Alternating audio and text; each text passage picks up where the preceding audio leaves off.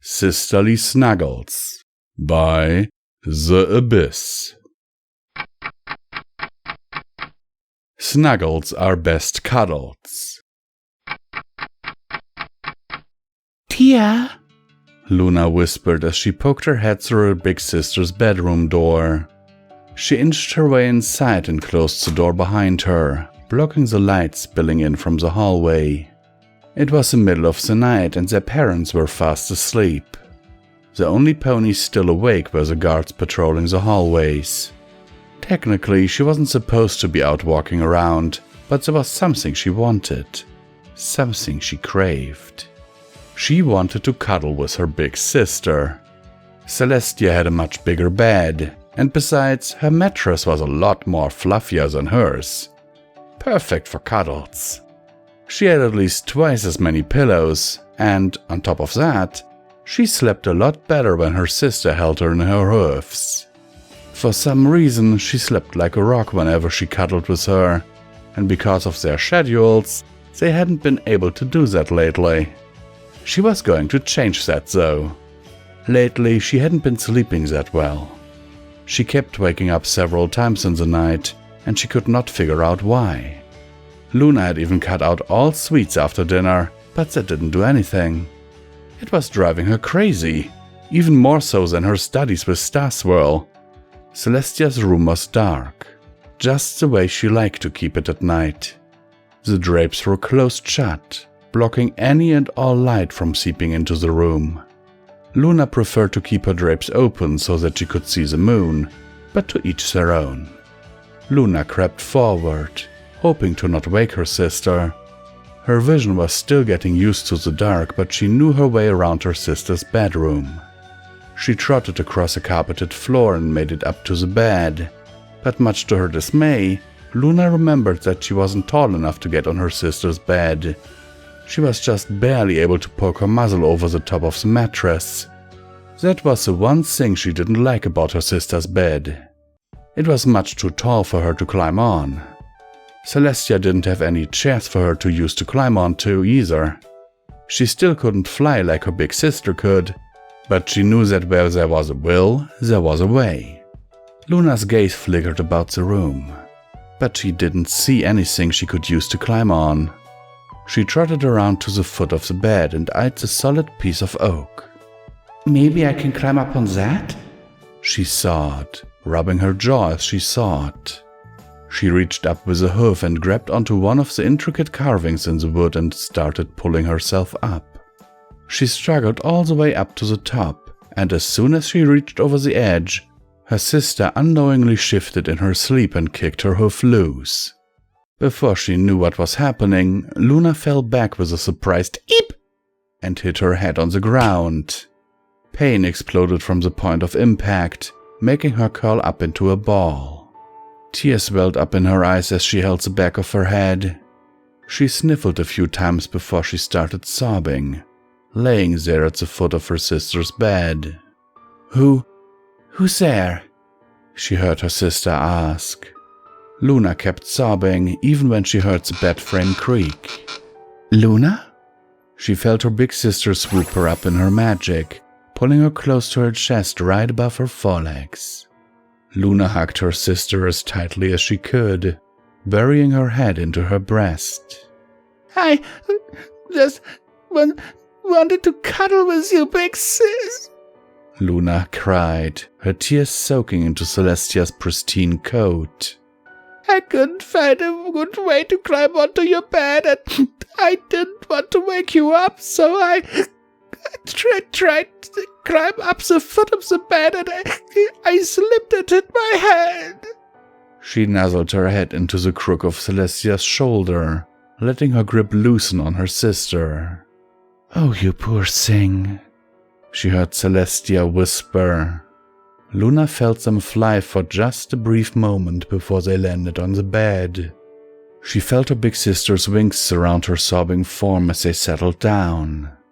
"You can sleep with me tonight if you want, little one." Celestia said, laying a kiss on the back of Luna's head. Would that make you feel better? Luna nodded. Mm-hmm. The pain in the back of her head was quickly fading away. Her big sister wiped away the tears from her eyes and then lay down on her side. She held open a wing for her, which she gratefully accepted. Thanks, sis.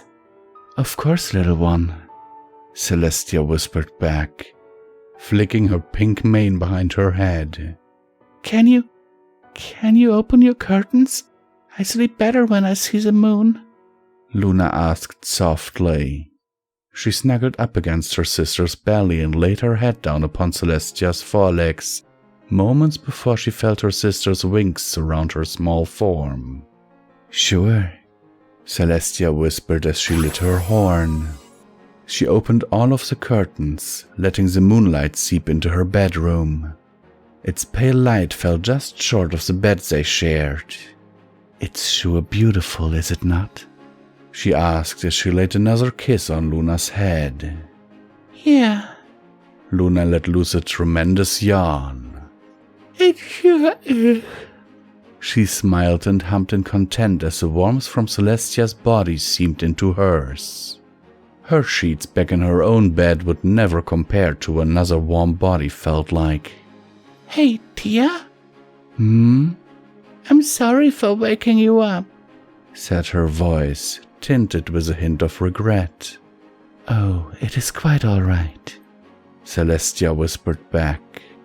She lit her horn and used her magic to pull open her nightstand. Here, I snuck a treat out of the kitchens before we went to bed. I was going to eat it as a midnight snack, but I think you would like it more than I would. Much to Luna's surprise, Celestia pulled out the largest chocolate chip cookie she'd ever seen. It was easily larger than the size of her 2 front hooves combined. Why don't we split it? Luna asked with a growing smile. That way we can both have it. That's a splendid idea, Luna. Celestia split the cookie in half with her magic and levitated one half to her waiting hooves. Yay! Thanks, Tia, Luna said as she munched away on the cookie. Celestia chuckled. Anytime, Luna, she said as the two of them quickly devoured their half of the cookie. So, shall we get some sleep? Mother told me that Starswell is going to teach you how to fly tomorrow, so I think you should get some rest. Really? You aren't yanking my tail? Luna snuggled closer to Celestia, pulling her wing into a better position. Really? Celestia yawned and used her magic to pull the sheets up over them. I can't wait for you to fly with me, sis. Flying is the most wondrous thing ever. Really? Yes, really, Celestia said with a light giggle. And if you think snuggling with me on a bed is awesome, just wait until you do it on a cloud. I can't wait, Tia. Luna yawned and closed her eyes.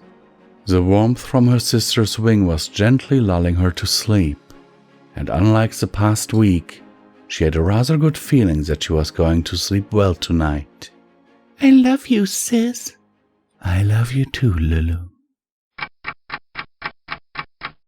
This is once again Common Thomas the Little Pony, where I will once again remind you that you can support Pony&Wolf Productions through the links down in the description below. Every dollar helps as needed and very much appreciated. And now let me get into the meat of the story. Oh God. I recorded this on the 15th of December 2021 because I needed a little bit of a pick-me-up, because I needed something sweet, something cute. And I just looked at the picture of the story and I was like, okay, this looks cute. Oh my goodness.